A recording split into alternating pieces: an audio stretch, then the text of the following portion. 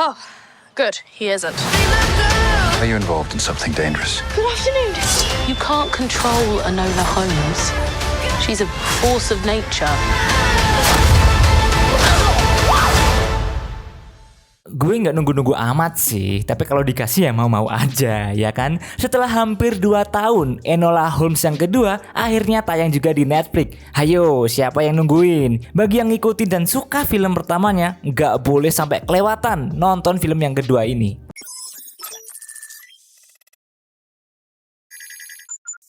Sequel itu terkadang nggak sebagus dan semaksimal film pertamanya. Penyakitnya biasanya gitu kan, ya nggak sih? Cari cuan doang karena film pertamanya udah terkenal. Nah, Enola Holmes kedua ini enggak. Kalau boleh gue bilang malah lebih baik dari film pertamanya. Karena yang gue rasain nih, Enola Holmes pertama itu udah menyenangkan. Yang kedua jauh lebih menyenangkan dan lebih seru.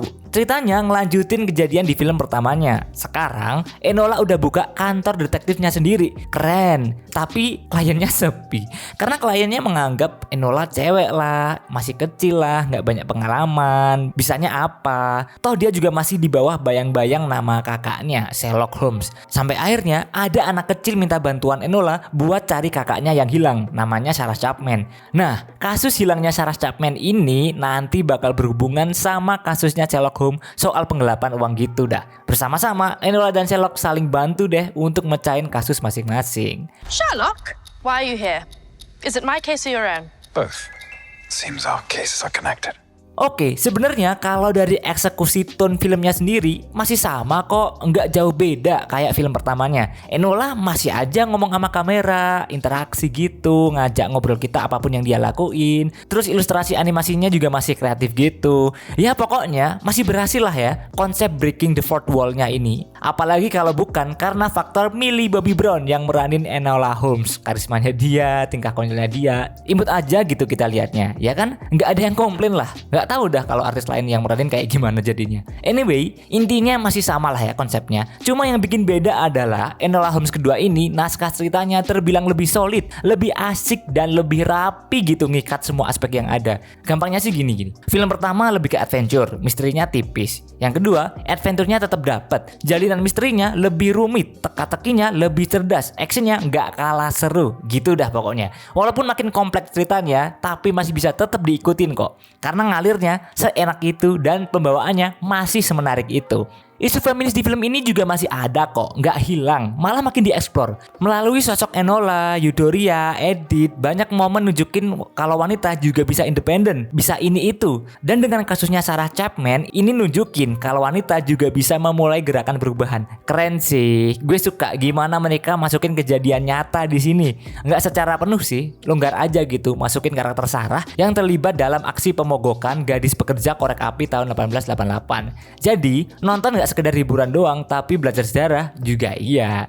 Nah, yang paling gue suka di sini adalah hubungan dinamisnya kakak beradik Sherlock sama Enola yang makin diliatin. Kita bakal banyak banget nemu momen Enola sama Sherlock berinteraksi dalam mecahin tiap kasusnya. Dan mereka itu kayak di luar saling berantem, tapi aslinya saling peduli gitu loh. Itu gemes banget sih liatnya. Chemistry, tektokannya Millie sama Henry Cavill itu natural banget. Pokoknya gue paling seneng ya pas lihat interaksi mereka berdua. Poin menonjol film ini ya itu tadi. Dan porsinya itu pas bre. Sosok Enola masih bersinar di filmnya sendiri, nggak tenggelam atau ketutup sosoknya Sherlock Holmes. Dan kasusnya pun juga nggak tumpah tindih, tapi ada benang merah yang sama. Terus interaksi gemes lainnya jelas dong. Kisah romansanya Enola sama Lord Shrewsbury, romansnya dapat lah di ambang batas normal gitu bagi gue, nggak cringe banget. Terus ada juga interaksi Enola sama ibunya yang nggak kalah gemes dilihatnya. Oke, kalau ngomongin kekurangan di film ini jelas nggak sempurna. Banyak aspek yang mungkin masih perlu dibenahi dan dikembangin lagi. Tapi ketutupan sama gimana eksekusi film ini yang begitu menyenangkan, ya udah deh, kita yang nonton tinggal nikmatin aja, ngapain ribet sih? Ya walaupun gue liatnya ini film sebenarnya punya potensi yang cukup gede